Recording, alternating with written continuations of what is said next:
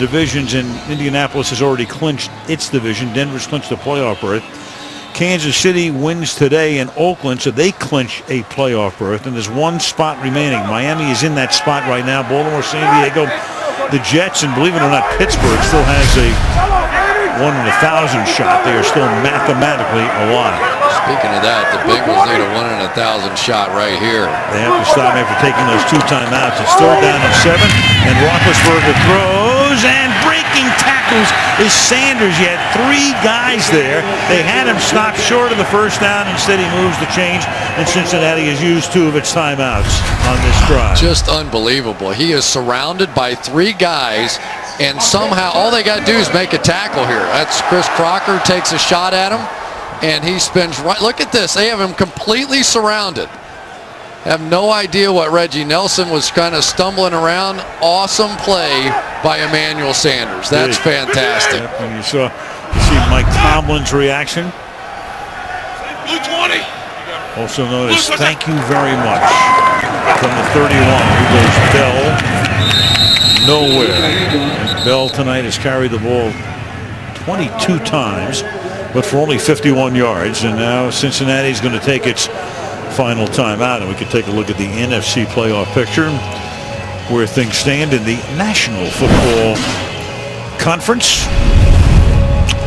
where it's Seattle on top, clinching a playoff spot. 12-2 is their mark. New Orleans upset today, but still leading in the South. Philly leading in the East with a mark of 8-6. Chicago wins today.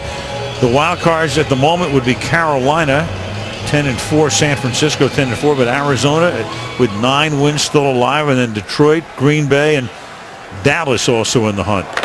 Well, Philadelphia has to keep on winning now. Dallas looks like they wanted to try and grab the ring today and just couldn't hold on. 2nd and 10 from the 31. And this is Bell taking it to the 37-yard line. You think back to so many of those great Pittsburgh Steelers teams and their ability and sort of the 4-minute offense at the end that just drain the clock running the football with Jerome Bettis and company. And now it comes down really to one play for the Bengals. They have to get off the field here. They have to. They're out of timeouts. We'll only stop at a 2-minute warning.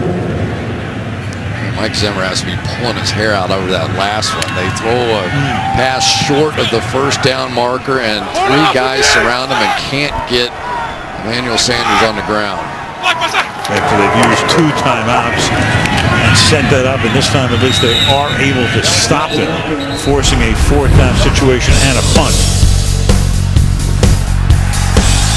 Well, we've seen a little bit of everything from Le'Veon Bell, the young rookie who was in the same draft class with Giovanni Bernard. Said they were competitive at the combine. Both of them wanted to be the #1 pick, and so far in this one, Le'Veon Bell, I think his athleticism is shown, but that combination of being that athletic and that quick has made the difference.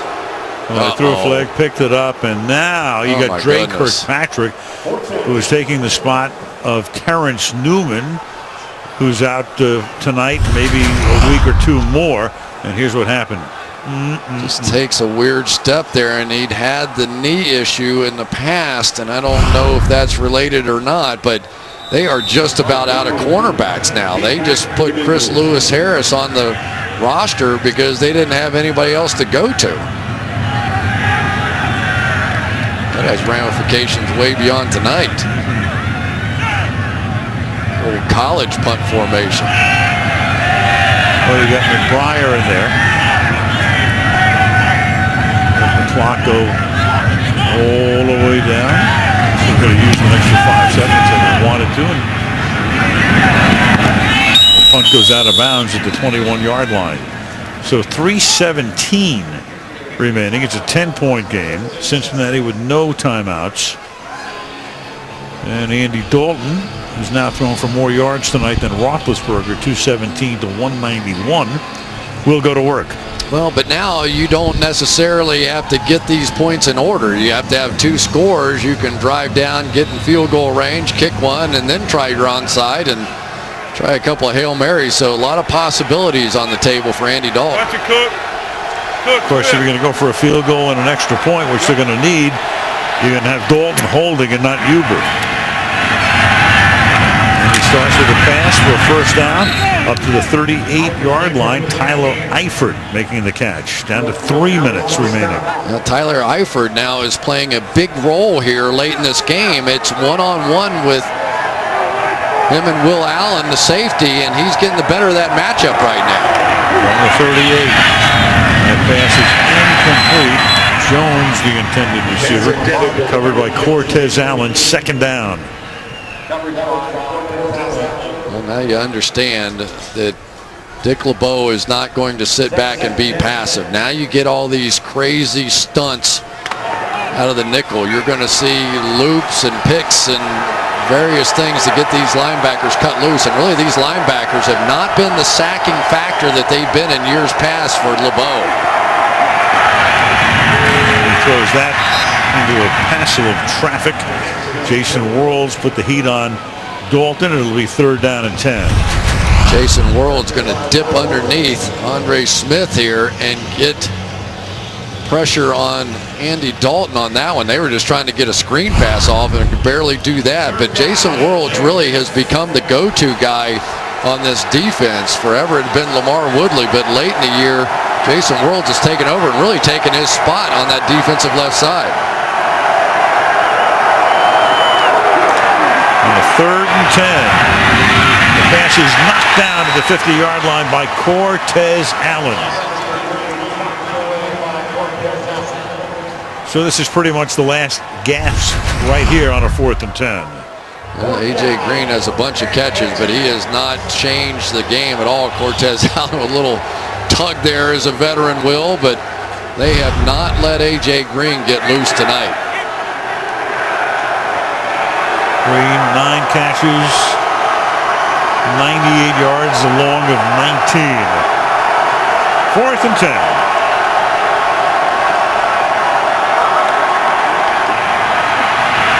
And Dalton going deep and incomplete, intended for Green. Looks for a flag. There is none.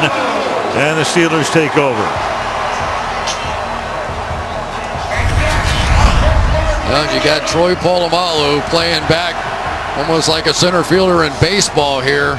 Going to break on the ball. And really, A.J. Green really didn't pick up that ball until late. He kept trying to run through there. Now he sees it, and that's a play he has made a bunch of times this season, going up and making that catch. And Dick LeBeau said, there you go. Now we're looking like Steelers defenders again. You just wonder what would have been with this team if they don't lose Foote and Pouncey on opening day. They had Heath Miller healthy for the most part, and they don't give up 11 plays over 50 yards. That was really the killer for them this year. Fifths and butts for candy and nuts. Yeah, that time of year, isn't it? Yep.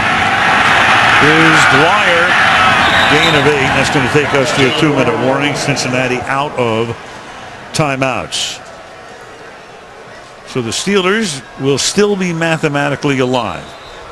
Cincinnati will go to 9-5, and now you got another injury here. Jason DeMonch, I think that's the linebacker. Yep. Glance at the number. Yep. Rookie out of Southern Illinois. Well, I tell you, these injuries starting to mount up, and especially at the cornerback position. I have no idea what happened with Dre Kirkpatrick, but with Terrence Newman out with that MCL sprain, and of course their best corner Leon Hall gone as well. There's Dre Kirkpatrick back in there. He's had a pretty nice game. I will say that. I thought the quickness of these Steelers receivers may get the better of him, but he's really hung in there. First-round draft pick, and he has not been a happy guy not playing, but he's come in, gotten his chance tonight, and done well.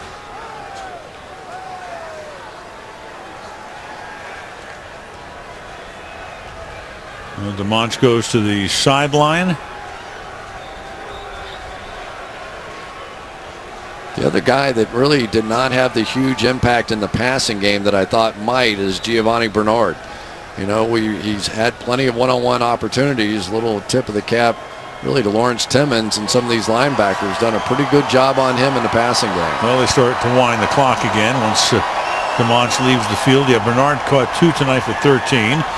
We go to the 2-minute warning at Heinz Field with the Pittsburgh Steelers on top. Trying to go to 6 and 8. 30-20. Pittsburgh.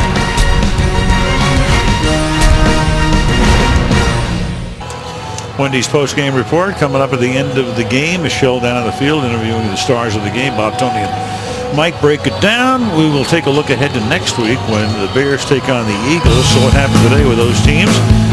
Well, Minnesota built an early lead, but then Foles hit Deshaun Jackson to make it 27-16. And this catch by the tight end Zach Ertz made it 27-22. But the Vikings would not be denied today. Matt Castle, the Cordero Patterson, and Minnesota minus AP wins at 48-30. Meanwhile, Cutler comes back after a month absence in Chicago with an ankle injury. Hits Alshon Jeffrey to tie the game. Michael Bush then a 40-yard touchdown run.